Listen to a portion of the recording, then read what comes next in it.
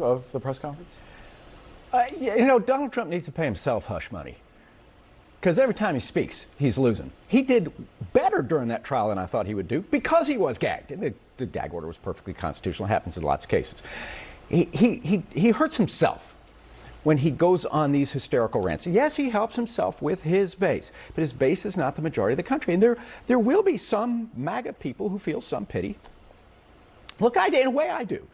I mean, he's an obese, flatulent old man with bad makeup and weird hair who had to sit in a courtroom and listen to a porn star testify about how bad he is in bed. Now, if you can't feel sorry for that guy, now, I don't want to make him my president. The problem is he is exclusively focused on himself. And this is where I think the Biden campaign needs to take it. Mr. Trump's in it for himself. I'm in it for you, right? Mr. Trump cares desperately about staying out of prison. That's his most important job right now, is keep himself out of prison. But he seems to be fixated only on his own grievances and grudges and vengeance and his business deals and his complaining about the last election and the last jury trial.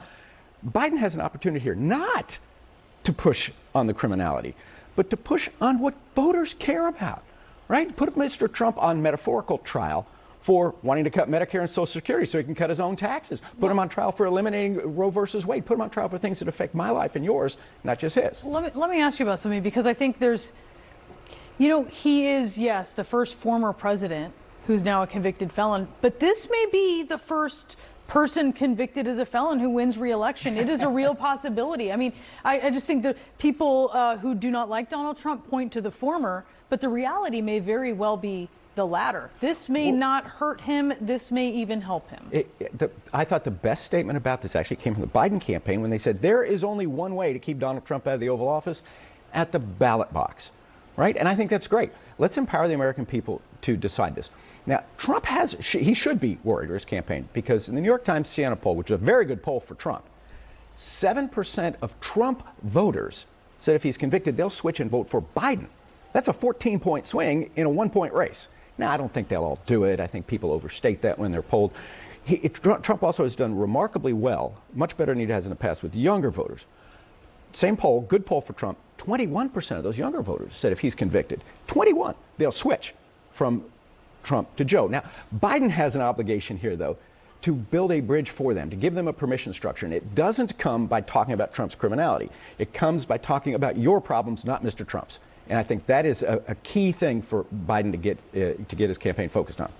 To that point, Hogan, do you have any concern that some of those independent voters that are not eager for baggage, that aren't into some of the more dramatic aspects of a Trump presidency, do you have any concern that this conviction cements their desire for someone else to win? Not really, because polls and people who respond to them really only are giving you the response based on the information they have. 67% of the people in this country believe the attacks on Donald Trump are politically motivated. 59% of those believe Joe Biden is part of it. And while Paul is correct, the American people are focused on issues out there. A lot of people I've spoken with are angry that they see a weaponized judicial system going after not just a former president, but average Americans for standing up for life. For example, you go to jail, go to a school board meeting and stand up for the curriculum of your children. You go to jail. This is the type of issue that will mobilize a lot of voters out there, regardless of political party. But I keep hearing the left saying Joe Biden should focus on the issues, and he probably will. The problem is he's focused on the wrong ones. Of course, he's going to talk about things like J6 and abortion and threats to democracy. People care about that. But it's nowhere near the failed policies of his border issues, where people are pouring across by the tens of millions, where you can't pay for gas or for groceries, where we have wars breaking out all over the world, crime spiking in our major cities. These are all the effects of the failed policies of Joe Biden. That's what Donald Trump needs to be talking about. That's what we need to be talking about as Republicans, because it's such a unique situation.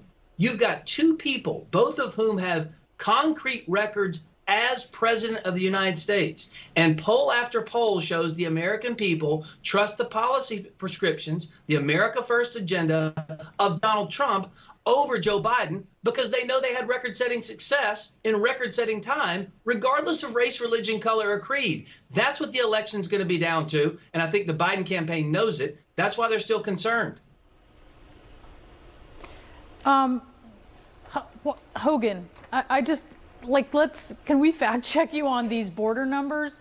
And Paul, you're like fat shaming the former president. I mean, you. No, I'm feeling sorry for him. He does not look good. He does not look healthy, and I'm worried about him. And he's been sitting in a courtroom. I know, for and weeks listening and weeks to a porn star to testify under oath about how not so great a lover he is. That's sad. I'd like to just. I feel sorry for the guy. Go on, Hudson. But My heart goes out to Hogan, him. pardon me.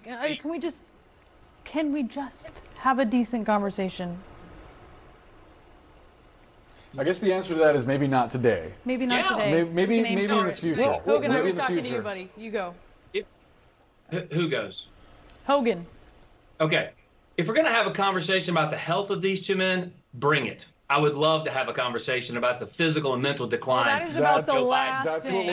what we're trying to make this. Hey, that is an issue for voters, guys. You may not want to admit it. I understand. Hogan, I get it. I know it's an issue for voters. I'm sorry. That's just the fact of the matter. People around him are concerned about his health. They have to walk around him in a weird circle to get to Marine One so no one sees his weird gait. His shoes are odd. I think you misinterpreted what we were saying, maybe deliberately. Democrats I don't say know. his age is an issue. I don't know why you. It's like opposite day. It's been a conversation. Somebody needs a hug. It's been a conversation. I need a hug right now. I'll tell you that. Hogan, Paul, thank you both for joining us. Maybe we'll do it again sometime. Appreciate y'all.